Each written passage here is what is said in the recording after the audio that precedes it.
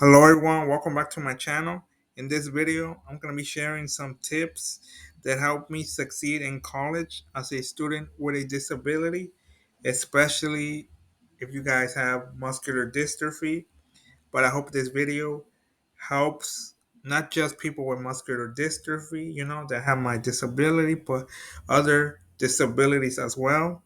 So if you plan on going to college and you don't know how you will do in college due to your disability, so that's why I thought I'll share my experience talking about what helped me succeed in college and also what things I would do different so you guys can be successful in college just like I was. So after you have applied for a college or a university that you guys want to attend and you guys already apply for financial aid, fill out the FAFSA application and also apply to the student with disability services. After all that, make an appointment with your counselor a few months before you start your guys' first semester so you guys can discuss what accommodations do you guys need to be able to succeed in your guys' first semester. Some of my accommodations were note taking, extra time on tasks, but another accommodation that I used were like 2 or 3 semesters that I used it. They assigned someone to help me press the elevator button since my classes were upstairs. So those are some of my accommodation that I use throughout my college journey. But I suggest you guys ask what accommodation does your university or college offer you? When you have the accommodation, of note taking, give the packet that states that you need accommodation for the class to your professor, either at the beginning of class or at the end of class. What happens when you give the packet and you guys have the note taking accommodations, your professor will ask your classmates if any of them would like to volunteer to be a note taker for you. But some professors don't mention this, but if you become a note taker, you will get priority registration, which means you will be able to register before everyone else if you volunteer to be a note taker for your classmate that has a disability. So you'll be helping a fellow classmate with a disability, but also it will be helping you. You will get to register early, especially if you guys have a major that is hard to get into the classes for your major. So if you guys volunteer, it'll be like a good thing. You'll be helping someone, but you will be helping yourself as well. If you have the testing accommodations, I suggest you tell your professor like a week before the exam that you have extra time on your accommodations, and if they can send your test to the testing center so you guys can take your test and get the accommodation of getting extra time on your test. When you guys are making your schedule for you guys' first semester, make sure that you guys create a schedule that will work for you. You don't want to take too many units. Like the minimum of units that I suggest you guys take are 12 so you guys can get financial aid. So you have to take a minimum of 4 to make 12 units since every unit is 3 most of the time. So I suggest you guys, make a schedule like I was saying that works for you. What I did was like I took 4 classes my first semester. I always took 4 or 3 because I made a schedule that worked for me perfectly because they didn't have anyone to help me use the restroom, so that was a problem. But that's why I created a schedule so I didn't have to be at school for hours. Like some days I will have 2 classes. Let's say my class started at 10 and ended at 10:50, My next class was at 11, and sometimes it ended at 12:15. So after that second class, I would go home, and there will be the following day. Let's say it was Tuesday. I sometimes had one class. So make sure you guys make a schedule that works for you, especially you guys have muscular dystrophy. It's hard for us to be sitting on our chairs for hours, and especially not having someone to help us use the restroom. That can be another problem as well. Also, one more thing, make sure all your guys' classes are downstairs, especially if you use a wheelchair or have muscular dystrophy, or it's hard for you, to press the elevator button or whatever the reason might be. But I always had classes downstairs, but there were times that, you know, the only class available was upstairs. So I suggest you guys try to get all your classes downstairs. If you have muscular dystrophy, it's hard for us to do certain things, like press the elevator button.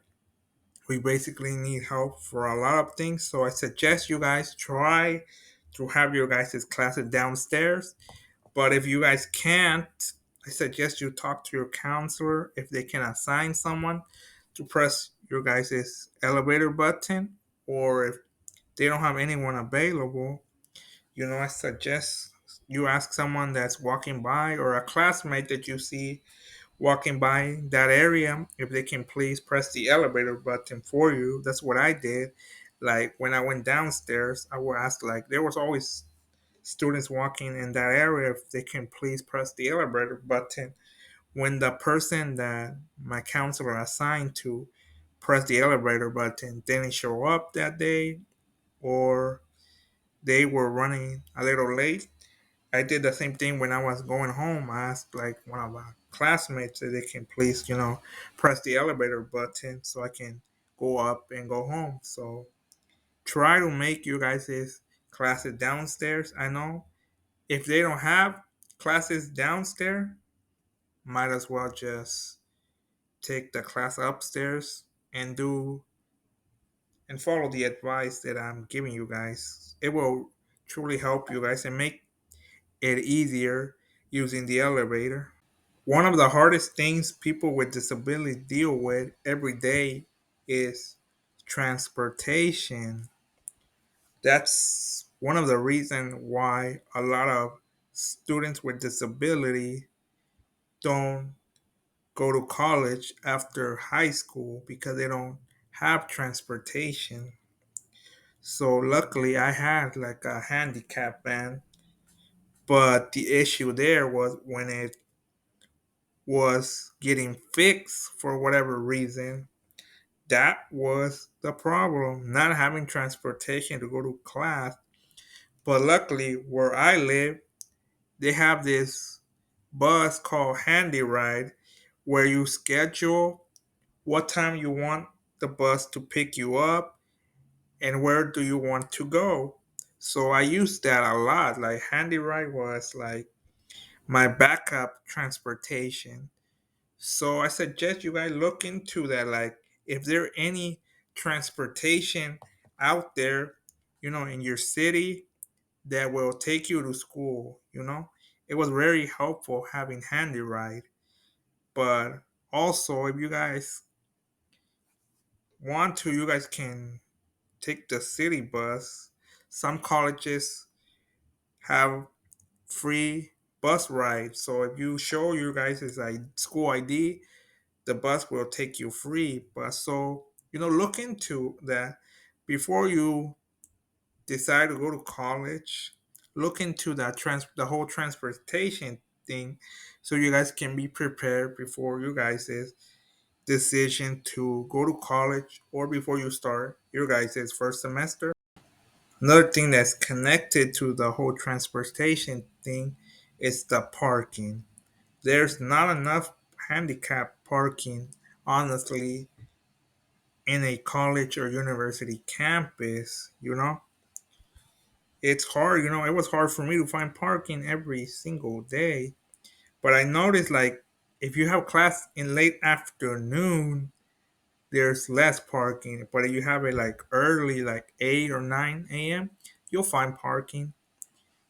But if you guys have class in the afternoon or certain days, Friday, empty. Parking, the whole parking lot look empty on Friday. But the rest of the days, it's full. What my mom would do was like park in a normal parking, and she would just, click the button so my ramp can go down.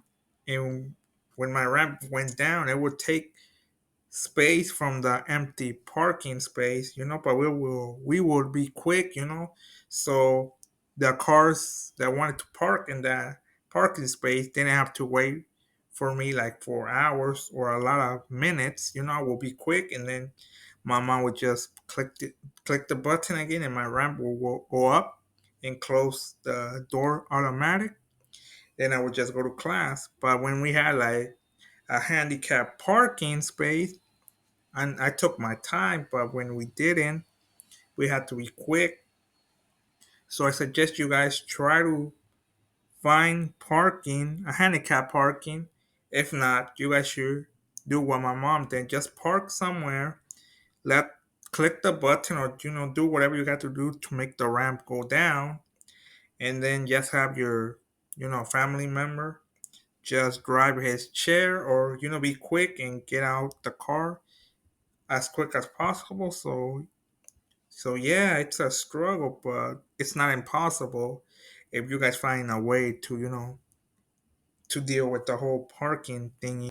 Make sure you ask as well if the handicap parking is free, because when I went to college, I asked one of the people that is putting tickets on car if they didn't pay the parking or the parking meter, and I asked if you park in a handicap parking, will you be charged? And he said, the person that was giving, he said, no, you can park anywhere as long as you have the handicap sign, you'll be okay. But at my university, I thought it was the same thing. But no, you have to buy a parking pass if you go to the university. I didn't know that, so we got a ticket like my 6th week of going to the university. So make sure you guys ask that. If you guys gonna be charged for parking at the handicap parking, or will you not be charged because you guys are handicapped? Make sure you guys ask that, so you guys don't get a ticket your first week, first semester. Maybe you never get a ticket, but you're just risking it there. So make sure you guys ask as well. Before I end this video, I thought we'll mention this. You know, for those of you that have been following my content, I've been seeing a therapist for my mental health, you know, and I asked my social worker that I see at my neurologist appointment, I told her what happened, the reason I stopped going, because she was asking like a lot of questions, if I go to school still, this and that. I told her that I don't, because I told her the reason, and she suggested, she gave me like I don't know, like a number where we can call if we want to like hire like someone to, another caregiver to help me at school. She suggested that, since I told her there was like no one to help me use the restroom or anything like that. So she said the best thing was, if I ever wanted to go back, was hire a caregiver, you know, through my insurance, so my parents didn't have to pay. I thought I would mention that just in case some of you would like to go to college and you don't have nobody to be there to help you, especially you guys have muscular dystrophy. My social worker suggested that. So I thought I'll mention that for any of you guys that would like to, take that route, take that route, hiring someone to help you through your day when you're in school. And after you're done with school for the day, your parents will be your main caregiver like they always are, or your, uncle or whoever takes care of you will be your main caregiver, for the rest of the day, but it will only be for school. I thought I'll mention that, like, if any of you guys are interested in taking that route. So that's it for this video. I hope these tips that I gave you guys will help you succeed in college if you guys decide to go, especially people who have muscular dystrophy like me. You know that it's hard. It's hard to do all of you guys' daily tasks. So that's why I thought I'll make this video to help you guys. If you guys want to go to college, but you don't know how your disability will affect you, I hope these tips will help you guys succeed in college if you guys decide to go to college. Thank you for watching. Don't forget to like, comment, subscribe, and hit that notification button. Until next time. I can feel the blood creeping up from the heathens. Got will, got fight, got pride.